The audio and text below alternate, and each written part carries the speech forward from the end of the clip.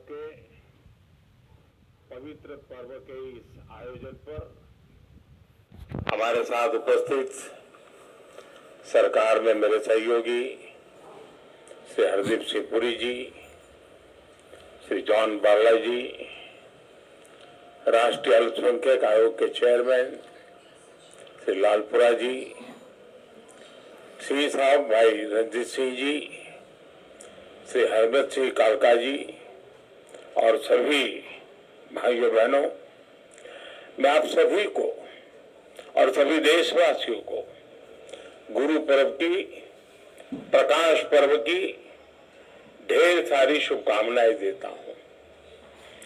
आज ही देश में देव दीपावली भी मनाई जा रही है। विशेषकर काशी में बहुत भव्य आयोजन हो रहा है। लाखों दियों से देवी देवताओं का स्वागत किया जा रहा है।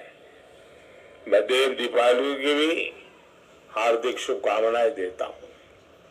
साथियों, आप सभी को पता है कि कार्यकर्ता के तौर पर मैंने काफी लंबा समय पंजाब की धरती पर बिताया है और उस दौरान मुझे कई बार गुरु पर्व पर अमृतसर में हरमिंदर साहब के सामने मत्था टेकने का सौभाग्य मिला है। अब मैं सरकार में हूं तो इसे भी मैं अपना और अपनी सरकार का बहुत बड़ा सौभाग्य मानता हूं कि गुरुओं के इतने अहम प्रकाश पर्व हमारी सरकार के दौरान आए। हमें गुरु गोविंद सिंह जी के 350वें प्रकाश पर्व मनाने का सौभाग्य मिला। हमें गुरु तेग बहादुर जी के 400वां प्रकाश पर्व मनाने का सौभाग्य मिला। और जैसा अभी बताया गया, लाल किले पर तो बहुत एक ऐतिहासिक और पूरे विश्व को एक संदेश देने वाला कार्यक्रम था। 3 साल पहले हमने गुरु नानक देव जी का 550वां प्रकाशोत्सव भी पूरे उल्लास से देश और विदेश में मनाया है। साथ ही इन विशेष अवसरों पर देश को अपने गुरुओं का जो आशीर्वाद मिला, उनकी जो प्रेरणा मिली, वो नए भारत के निर्माण की ऊर्जा बढ़ा रही है। आज जब हम गुरु नानक देव जी का 553वां प्रकाश पर्व मना रहे हैं, तो ये भी देख रहे हैं कि इन वर्षों में गुरु आशीर्वाद से देश ने कितनी ऐतिहासिक उपलब्धियां हासिल की है। साथियों, प्रकाश पर्व का जो बोध सिख परंपरा में रहा है, जो महत्व रहा है, आज देश भी उसी तन्मयता से कर्तव्य और सेवा पर्व परंपरा को आगे बढ़ा रहा है। हर प्रकाश पर्व का प्रकाश देश के लिए प्रेरणा पुंज का काम कर रहा है। ये मेरा सौभाग्य है कि मुझे लगातार इन अलौकिक आयोजनों का हिस्सा बनने का, सेवा में सहभागी होने का अवसर मिलता रहा है। गुरु ग्रंथ साहब को शीश नवाने का ये सुख मिलता रहे, गुरुबानी का अमृत कानों में पड़ता रहे और लंगर के प्रसाद का आनंद आता रहे, इससे जीवन के संतोष की अनुभूति भी मिलती रहती है और देश के लिए, समाज के लिए समर्पित भाव से निरंतर काम करने की ऊर्जा भी अक्षय बनी रहती है। इस कृपा के लिए गुरु नानक देव जी और हमारे सभी गुरुओं के चरणों में जितनी बार भी नमन करूं वो कम ही होगा। साथियों, गुरु नानक देव जी ने हमें जीवन जीने का मार्ग दिखाया था। उन्होंने कहा था, नाम जपो, कीरत करो, वंड चको, यानी ईश्वर के नाम जप करो, अपने कर्तव्य पर चलते हुए मेहनत करो और आपस में मिल बांट करके खाओ। इस एक वाक्य में आध्यात्मिक चिंतन भी है, भौतिक समृद्धि का सूत्र भी है और सामाजिक समरसता की प्रेरणा भी है।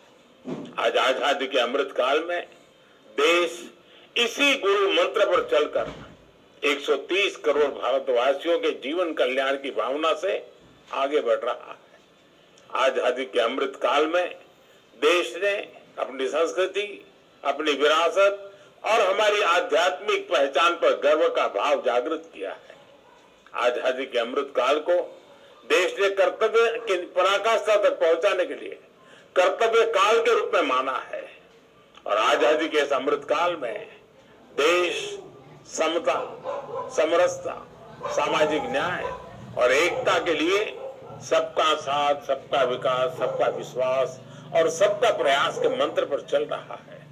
यानी जो मार्गदर्शन देश को सदियों पहले गुरुवाणी से मिला था, वो आज हमारे लिए परंपरा भी है, आस्था भी है और विकसित भारत का विजन भी है।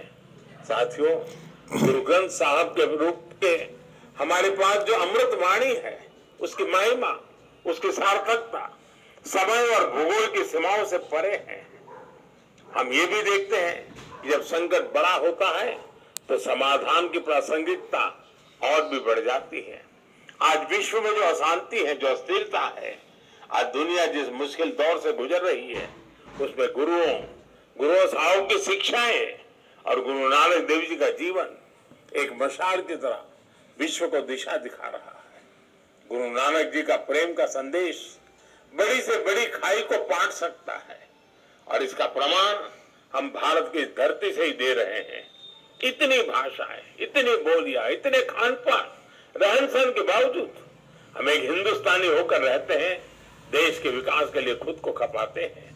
इसलिए हम जितना अपने गुरुओं के आदर्शों को जिएंगे, हम जितना आपसी विभेदों को दूर करके एक भारत श्रेष्ठ भारत की भावना को मजबूत करेंगे, हम जितना मानवता के मूल्यों को प्राथमिकता देंगे, हमारे गुरुओं की वाणी उतनी ही जीवंत और प्रखर स्वर से विश्व के जन जन तक पहुंचेगी। साथियों, बीते 8 वर्षों में हमें गुरु नानक देव जी के आशीर्वाद से सिख परंपरा के गौरव के लिए निरंतर काम करने का अवसर मिला है और ये निरंतरता लगातार बनी हुई है। आपको पता होगा, अभी कुछ दिन पहले ही मैं उत्तराखंड माणा गांव गया था। इस यात्रा में मुझे गोविंद घाट से हेमकुंड साहब के लिए रोपवे प्रोजेक्ट के शिलान्यास का सौभाग्य मिला।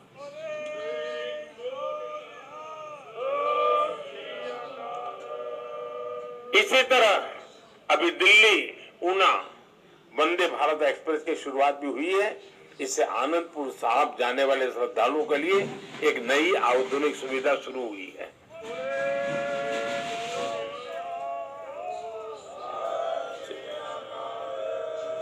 इससे पहले गुरु गोविंद सिंह जी से जुड़े स्थानों पर रेल सुविधाओं का आधुनिकीकरण भी किया गया है।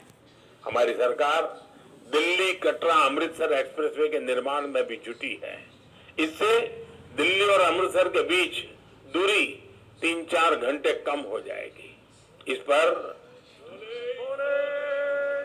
हमारी सरकार 35,000 करोड़ रुपए से अधिक खर्च करने जा रही है।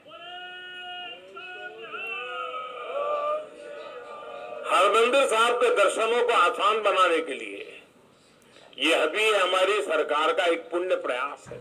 और साथियों, ये कार्य केवल सुविधा और पर्यटन की संभावनाओं का विषय नहीं है, इसमें हमारे तीर्थों की ऊर्जा, सिख परंपरा की विरासत और एक व्यापक बोध भी जुड़ा है। ये बोध सेवा का है, ये बोध स्नेह का है, ये बोध अपनेपन का है, ये बोध श्रद्धा का है। मेरे लिए शब्दों में बताना कठिन है। जब दशकों के इंतजार के बाद करतारपुर साहिब कॉरिडोर खुला था, हमारा प्रयास रहा है कि सिख परंपराओं को सशक्त करते रहे, सिख विरासत को सशक्त करते रहे। आप भली भांति जानते हैं कि कुछ समय पहले अफगानिस्तान में किस तरह हालात बिगड़े थे। वहां हिंदू सिख परिवारों को वापस लाने के लिए हमने अभियान चलाया। गुरु ग्रंथ साहब के स्वरूपों को भी हम सुरक्षित लेकर आए। 26 दिसंबर को गुरु गोविंद सिंह जी के साहबजादों के महान बलिदान की स्मृति में वीर बाल दिवस मनाने की शुरुआत भी देश ने की है। देश के कोने कोने में भारत की आज की पीढ़ी, भारत की आने वाली पीढ़ियों ये जाने तो सही कि इस महान धरती की क्या परंपरा रही है।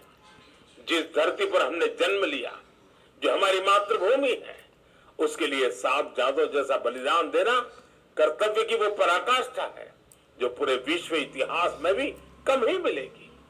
साथियों, विभाजन के हमारे पंजाब के लोगों ने, हमारे देश के लोगों ने जो बलिदान दिया, उसकी स्मृति में देश ने विभाजन विभीषिका स्मृति दिवस की शुरुआत भी की है। विभाजन के शिकार हिंदू सिख परिवारों के लिए हमने सीए कानून बनाकर उन्हें नागरिकता देने का भी एक मार्ग बनाने का प्रयास किया है।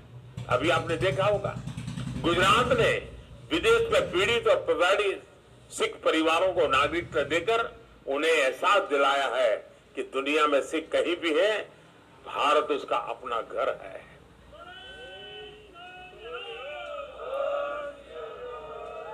गुजरात का मुख्यमंत्री रहते हुए मुझे गुरुद्वारा कोट लखपत साहब के जीर्णोद्धार और कायाकल्प का सौभाग्य भी मिला था। साथियों, इन सभी कार्यों की निरंतरता के मूल में गुरु नानक देव जी के दिखाए मार्ग की कृतज्ञता है। इस निरंतरता के मूल में गुरु अर्जुन देव और गुरु गोविंद सिंह के असीम बलिदानों का ऋण है, जिसे पग पग पर चुकाना देश का कर्तव्य है। मुझे विश्वास है, गुरुओं की कृपा से भारत अपनी सिख परंपरा के गौरव को बढ़ाता रहेगा और प्रगति के पथ पर आगे बढ़ता रहेगा। इसी भावना के साथ मैं एक बार फिर गुरु चरणों में नमन करता हूं। एक बार फिर आप सभी को, सभी देशवासियों को गुरु पर्व की अनेक अनेक शुभकामनाएं देता हूं। बहुत बहुत धन्यवाद।